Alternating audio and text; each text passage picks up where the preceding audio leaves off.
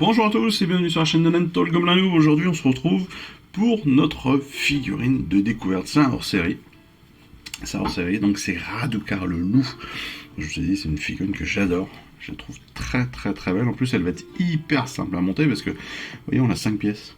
C'est quand même pas non plus la fin du monde. Cette pièce, 5 pièces, donc pour un seigneur Runeman. Donc le seigneur Runeman, Radukar le loup. C'est un vampire Runeman, aussi ancien que puissant, doué d'une intelligence phénoménale et d'une force monstrueuse. Il maîtrise la nécromancie, ce qui en fait un adversaire terrifiant sur le champ de bataille. Il est connu sous le nom de Seigneur Runeman Radukar, et ses congénères règnent sur les confins ténébreux de royaumes mortels depuis des années. Il commande d'immenses hordes de cadavres ambulants qui livrent une guerre éternelle aux vivants. Les seigneurs Runeman considèrent les mortels comme de vulgaires bétails, une source de sang et de chair pour leurs sinistres rituels. Radukar appartient à la dynastie Virkos, une lignée de vampires lupins, pourvus de griffes acérées, d'une vigueur bestiale et de la ruse de chasseurs nés. Ça donne envie d'être dedans. Encore une fois, on a envie d'être copain avec lui. Et c'est le seigneur Runeman, Neferata, la plus vieille vampire Runeman. On dit qu'elle créa la malédiction Runeman en étudiant les antiques ouvrages de Nagash. Au combat, elle offre une vision magnifique et terrifiante, parcourant les cieux sur un destrier des abysses, tandis que ses congénères mènent des hordes de squelettes raclent mort. J'aime beaucoup vraiment cette figurine. Là, on va pouvoir, comme d'habitude, lui donner vie. Mais regardez-moi, cette figurine, elle est très, très, très belle, je trouve. Radukar le loup est un vampire Runeman puissant et ambitieux venu du royaume de la mort. Il doit ses titres de noblesse vampirique au maître de Vilnas, le loup bicéphale, dont il possède désormais la sauvagerie, la ruse et l'instinct prédateur. La bête intérieure, le sang d'un ancien loup monstrueux coule dans les veines de tous les vampires Virkos, y compris Radukar. Au fil du temps, il se transforme en une créature mi-homme, mi-bête, de plus en plus sauvage et sinistre. Sous cette forme, il peut trancher un guerrier cuirassé en deux d'un simple coup de griffe. Le mec un peu énervé, quoi. On va procéder aujourd'hui évidemment au montage, à l'assemblage, mais on découvre aussi très rapidement la peinture. Alors, je pense qu'il y a moyen de se faire plaisir, clairement, sur la peinture, dans le sens où on a une peau de loup qui est fantastique à peindre, avec du brossage, avec des ombrages, avec plein de choses à faire, avec des réaux à faire, à préparer, tout ce qui sera... Il y a vraiment de quoi faire. Mais même, regardez, sur la peinture classique, tout simplement sur la ceinture, sur les détails, là, c'est magnifique. Dommage, encore une fois, qu'on n'ait pas le Sybaric Green. Je trouve que cette peinture, elle est folle. C'est vivement qu'on la reçoive. Je crois qu'on va la recevoir en toute fin de collection, si je ne me trompe pas. Ce qui me semble qu'on l'a bien. Hein. Oui, c'est ça. On va la recevoir en 62. Quoique non, c'est bientôt. C'est très bientôt. Donc ça c'est très cool, c'est-à-dire que le mois prochain on va la recevoir avec le grand gousier et tout là. On va avoir le grand gousier et puis je sais plus ce qu'on a après. Mais non, c'est super sympa. Putain, ça c'est cool, vu le temps que je l'attends. Et vous voyez, encore une fois, on est vraiment passé sur une autre typologie en termes de peinture, c'est-à-dire qu'on nous propose les sous-couches, les couches de base, puis les ombrages, puis les rayos, puis le travail sur le socle. Ça c'est vraiment bien parce que voilà, on apprend à différencier les différentes étapes, à avancer dans notre peinture aussi, parce que tout ne se fait pas en même temps, il y a vraiment des étapes de peinture à respecter, entre guillemets, dans l'ordre de peinture, et c'est plutôt classe, c'est plutôt bien de nous préciser les choses comme cela. Mais voilà, encore une fois, ça reste que de la peinture, donc même si on rate un truc, on peut toujours revenir dessus. Mais c'est vrai que, regardez-moi ça, sur la précision qu'on va pouvoir avoir, c'est magnifique. La peau très blanchâtre de notre personnage. On a même le torse là qui est décharné, en fait, qui a été, on dirait qu'il s'est gratté avec ses griffes et qui s'est ouvert la peau.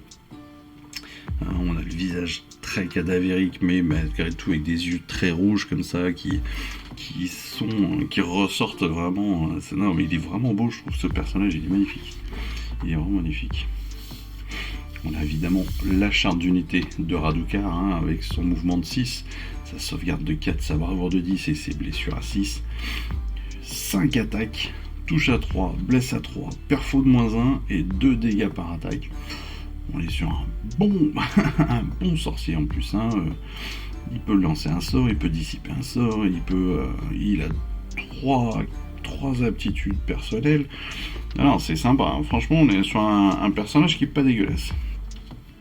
Et puis qui a de la prestance, voilà. C'est ça que j'apprécie chez lui, c'est qu'il est classe. Il est classe. Encore une fois, ce qui est intéressant aussi avec nos hors-séries comme ça de découverte, c'est qu'on nous propose un plateau pour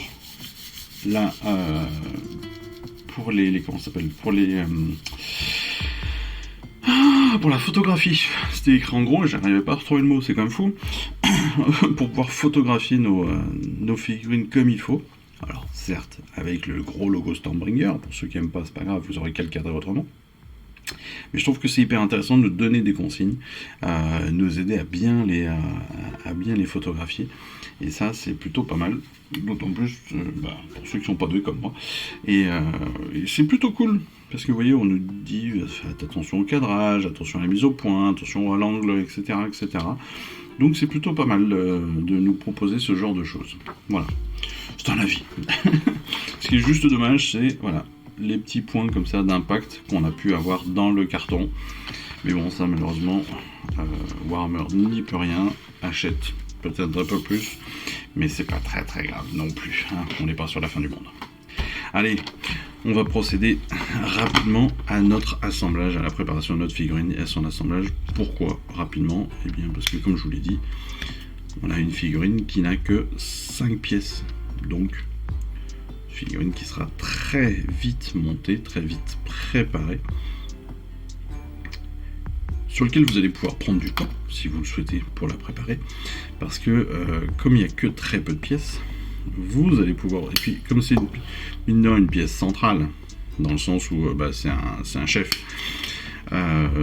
donc certains vont prendre beaucoup plus de temps à la préparer que d'autres. Je vais m'expliquer très rapidement. Voilà, j'ai coupé la principale pièce, donc la plus solide. Pourquoi est-ce que on va pouvoir y passer beaucoup plus de temps? Parce qu'on a, en fait, quand on prépare nos figurines, il y a évidemment les... Ouf, j'étais un peu juste là. C'était un petit peu juste.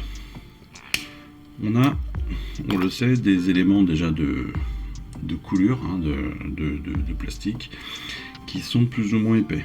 Donc ça, il faut y faire attention. J'ai failli faire une bêtise tout à l'heure, il y a une seconde. Mais en plus, je le dis régulièrement, vous voyez 5 pièces, ça se découpe en quelques secondes. Mais on a aussi ici les traits d'association des moules en fait.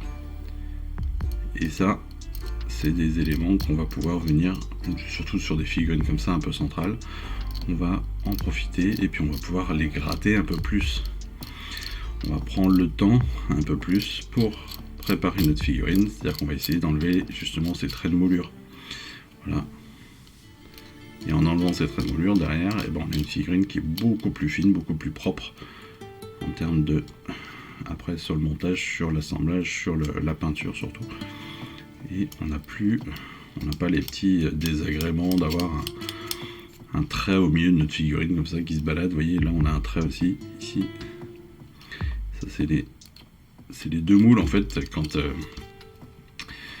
quand ils injectent le plastique, en fait c'est deux moules qui viennent comme ça l'un contre l'autre, et puis après ils injectent le plastique dans des trous, tout simplement, et après par pression, ils injectent le tout, ça vient se mettre dedans. Mais forcément quand vous avez deux moules qui viennent comme ça, ici vous avez forcément un trait de coulure, parce que c'est la pression, le plastique qui ressort un petit peu, c'est tout à fait logique. Mais donc c'est une ligne de moulage qui est à enlever. Alors certains l'enlèvent sur toutes les figurines. J'ai eu il y a très longtemps un commentaire sur, c'était sur les archers, Lune Clan. J'ai eu un commentaire sur une personne qui me disait mais est-ce que tu enlèves tous les traits de moule? Non. Perso, je le fais pas sur toutes les figurines, je le fais principalement sur les figurines comme ça, un peu centrales, un peu les plus belles quoi. Parce que sur les archers, se taper toutes les lignes de coulée sur les archers, sachant que c'est pas les plus récentes, c'est pas les plus jolies figurines du monde, etc. etc. C'est pas les plus grosses non plus. Parce qu'il y a ça aussi. Hein.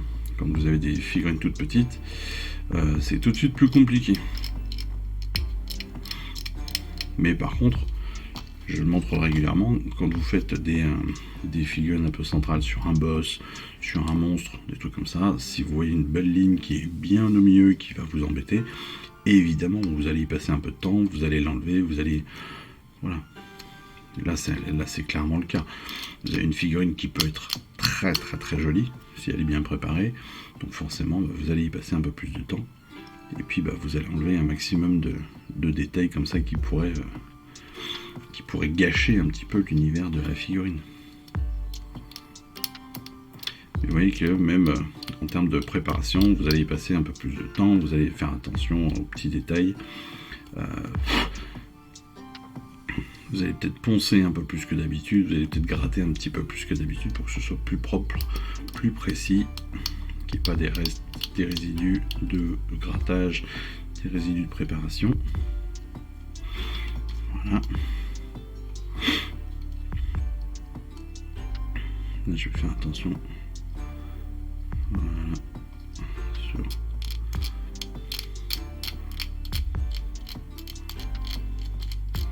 Et quand je gratte, je fais attention à pas non plus abîmer trop la sculpture en elle-même. Parce que je m'en voudrais. Et là, on a un petit trait de coulée. Et là, quand on est sur des poils après, on ne faut pas hésiter non plus à gratter dans le sens des poils. Ça permet d'enlever les détails et de garder en fait justement le sens du détail et de pas tout est trop égalisé quoi.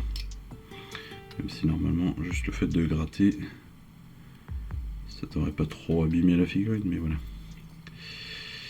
Tac.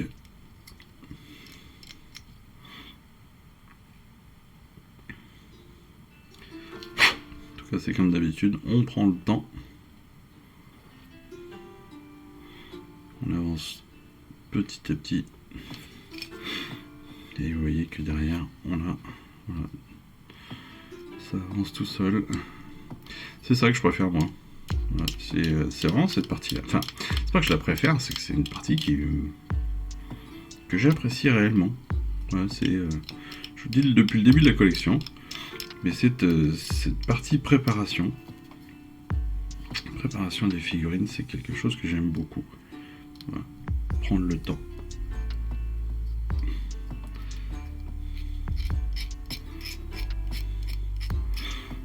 Puis tout bêtement, des fois, j'aime bien rajouter des petits détails. Bon là, il n'y en a pas besoin sur cette épée par exemple, parce qu'on la voit déjà bien rongée par la rouille, par le temps, etc.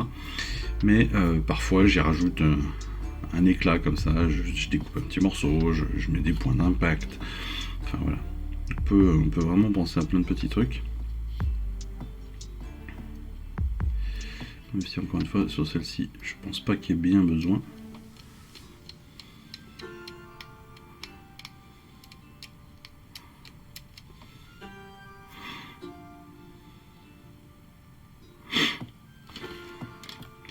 Vous voyez la préparation est quand même assez rapide. Il me reste plus que 2 pièces à faire.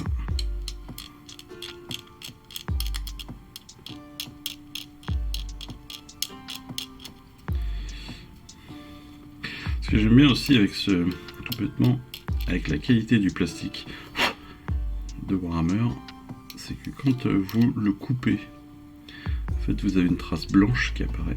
Donc regardez, je le coupe un petit peu.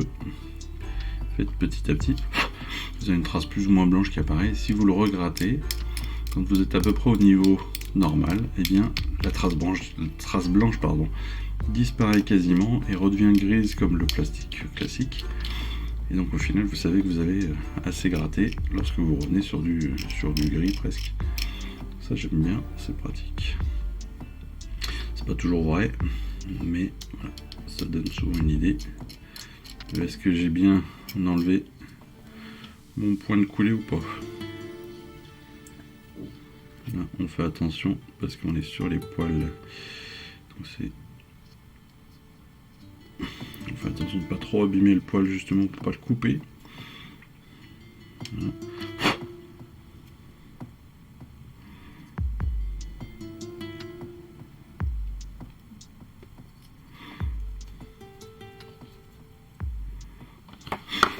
Ouais, c'est vraiment une Raducar, c'est ce que je disais, c'est vraiment une jolie figurine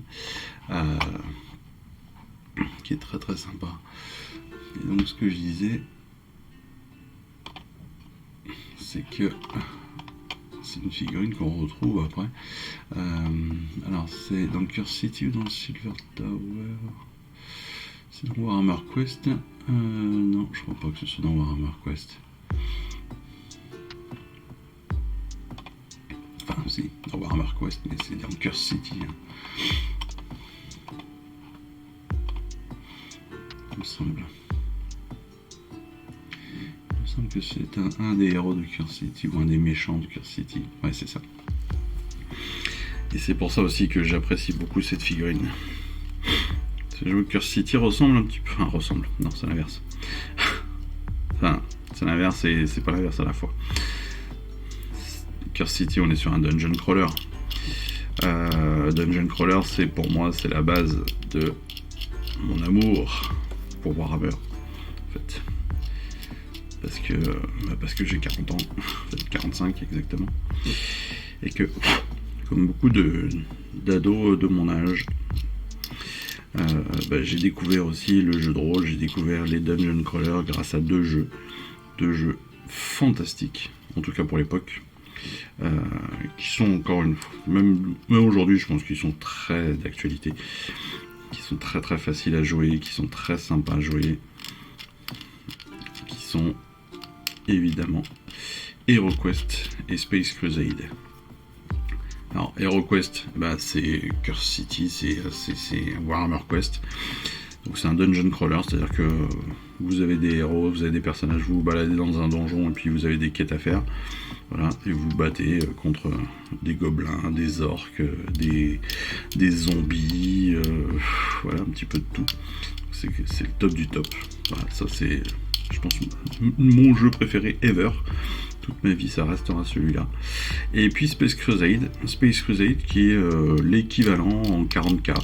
C'est-à-dire que en fait c'est l'équivalent de Space Hulk. C'est-à-dire un jeu où vous êtes un peu à la Alien, quoi.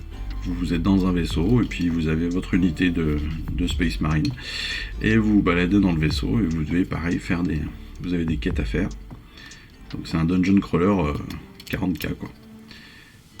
Il faut que vous alliez sauver du monde, il faut que vous alliez tuer des gens, des trucs en particulier ou récupérer des trucs en particulier. Sauf que vous êtes avec des lance-plasma, des fusils d'assaut, enfin la totale. Voilà. Et ça, honnêtement, ces deux jeux-là, c'est pour toute une génération des années 80-90, des gamins des années 80. C'est peut-être les meilleurs jeux qu'on ait jamais eus, honnêtement. Voilà. Parce qu'on parle des jeux modernes, mais ceux-là, c'était vraiment des bases. Et je pense qu'il y a énormément de joueurs de mon âge qui ont débuté Warhammer grâce à ces deux jeux-là. À la base d'ailleurs parce que c'est du Games Workshop, hein. C'est des adaptations MB de Games Workshop.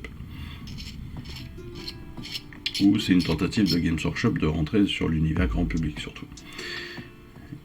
Et c'est clairement des réussites de fou. Avec des extensions, avec des personnages, avec de la peinture à faire si on voulait, sans peinture si on n'avait pas le temps, si on pouvait pas, si on n'avait pas les moyens. Enfin, moi à l'époque je les avais peints à la gouache. Si je ne me trompe pas. On avait fait des trucs de fou, c'est mon petit frère qui en avait repris après, enfin, magnifique. Puis après, vous avez possibilité de créer vos... Voilà, moi j'avais même créé un cahier entier de quêtes que j'avais créé avec ma petite tête. C'est magnifique. Non, franchement, ces deux jeux sont extraordinaires. Et Warhammer Quest, bah, c'est exactement ça, avec des règles un peu plus poussées, forcément, avec plus de personnages, des personnages plus classe aussi, parce que on est sur des figurines 100% Warhammer et 100% Games Workshop. Donc, beaucoup plus détaillées, forcément, que les figurines MB qu'on pouvait avoir à l'époque. Mais voilà. Enfin bon. Digression passée, revenons à nos moutons. Je vais essayer de remettre tout ça en place parce que j'ai tout décalé. Vous voyez, le montage, très rapide, une demi-page. Bon bah c'est voilà, hein, quand je disais que ça allait être facile et rapide. Donc, première étape, eh bien on va insérer notre main ici. Ensuite, on va venir poser comme ça, hop hop. Je vois comment ça se monte. C'est pas aisé, hein. Ça n'est pas aisé.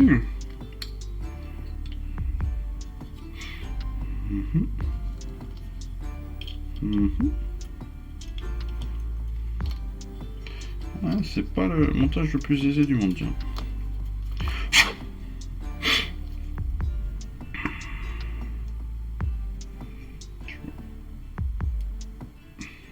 Ça rentre quand même assez facilement.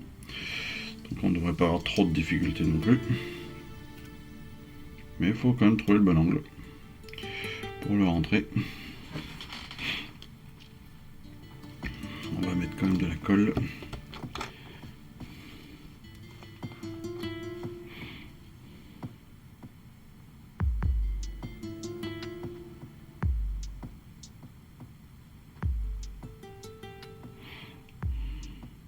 Alors eux ne le collent pas du tout. Hein.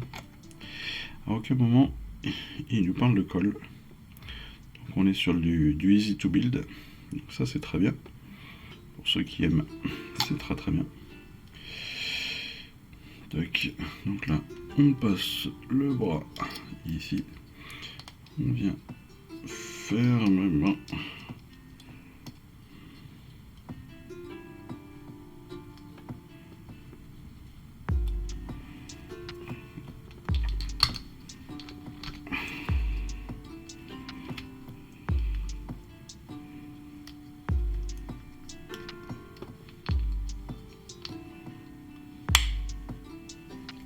Voilà.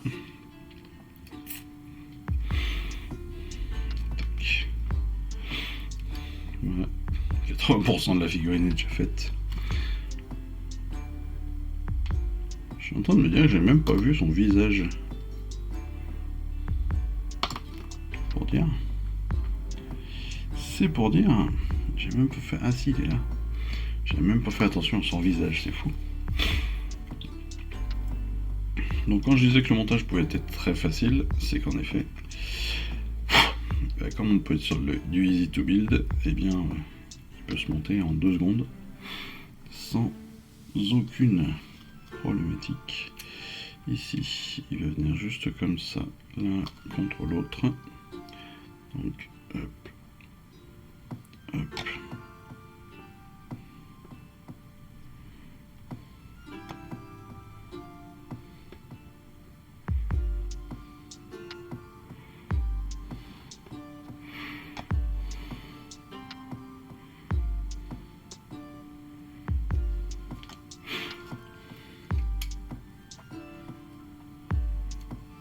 Voilà. Ah, qu'est-ce qu'il me classe. J'aime bien ces 2 petites dents. Mais il le précise d'ailleurs que les dents, ça va être hyper important en fait. Dans la peinture, les dents, il faut pas les oublier parce qu'en fait, comme il a 2 grandes canines comme ça de vampire, c'est vraiment un élément à ne pas rater, forcément.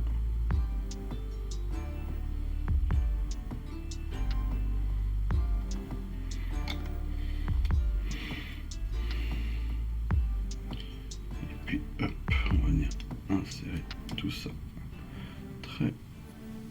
Alors c'est une superposition. Raducar, voilà. On est sur une...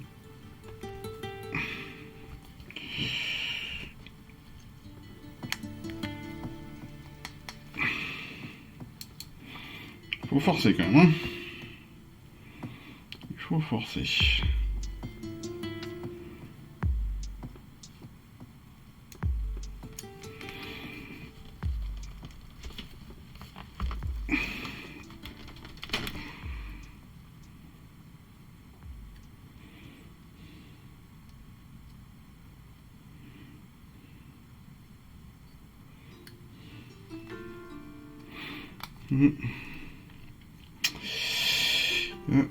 Il y a un truc qui me va pas.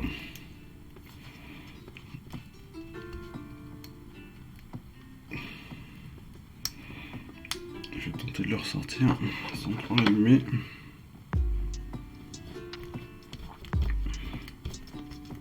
Petit à petit, la tête est ressortie.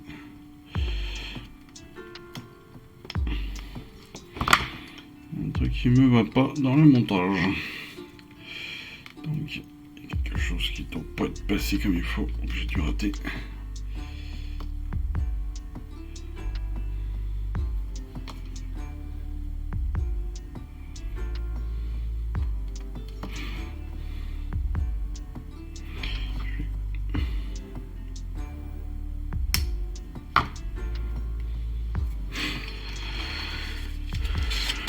De temps en temps, vous avez un élément qui ne vous va pas.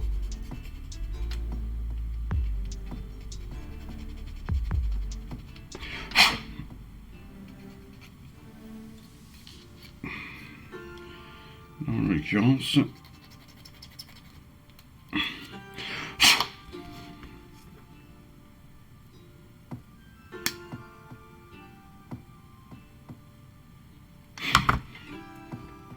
les aléas du direct, comme toujours. En fait, j'avais un écart ici, au niveau du bras, au niveau de l'épaule gauche, et ça n'allait pas.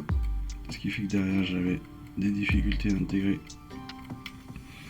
le reste au personnage. Donc, j'ai préféré vite l'enlever plutôt que de devoir forcer vraiment comme un bourrin. Et là, je vais retravailler un petit peu tous mes trous, tous mes passages, hop, d'ergot, pour être sûr que tout rentre bien comme il faut. Et pour pouvoir le réinsérer bien mieux. C'est souvent les problématiques qu'on peut avoir. Alors, ça, je l'ai déjà dit une fois ou deux, il vaut mieux tenter parfois de faire un montage à sec. Et puis si vous voyez que ça passe vraiment pas, eh bien en effet, comme si vous êtes comme moi, si vous collez tout, vous n'avez pas de souci parce qu'il vous suffit derrière de limer comme il faut.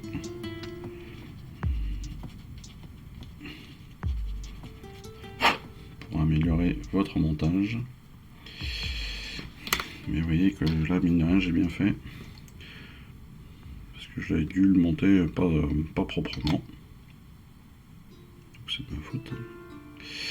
De toute façon, c'est toujours de votre faute. Il faut être très clair, c'est pas la faute des concepteurs. Parce que les concepteurs, ça marche. Et que si vous, ça marche pas, c'est que vous avez certainement fait une couille. Il faut être... voilà. Faut pas se voiler la face, les gars.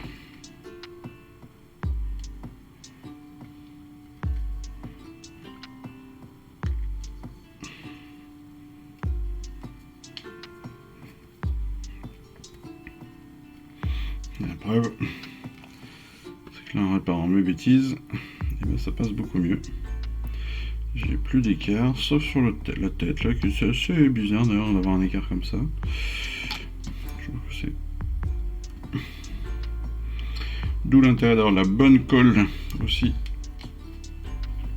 qui vient fusionner. Voilà. Tac, tac. Magnifique. Je vais mettre un petit coup de souffle. Hop. Ça, on n'a plus d'écart entre les deux figurines, entre les deux morceaux. Le plastique fond légèrement, se fusionne l'un à l'autre.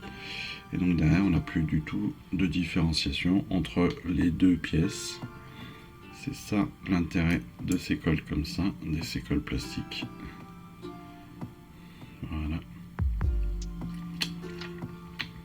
Il m'a mordu. J'arrive à saigner.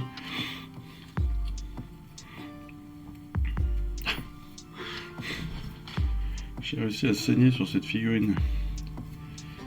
Raducar m'a mordu. C'est la première fois que ça m'arrive, tiens. J'ai forcé dessus, résultat, je me suis ouvert le doigt.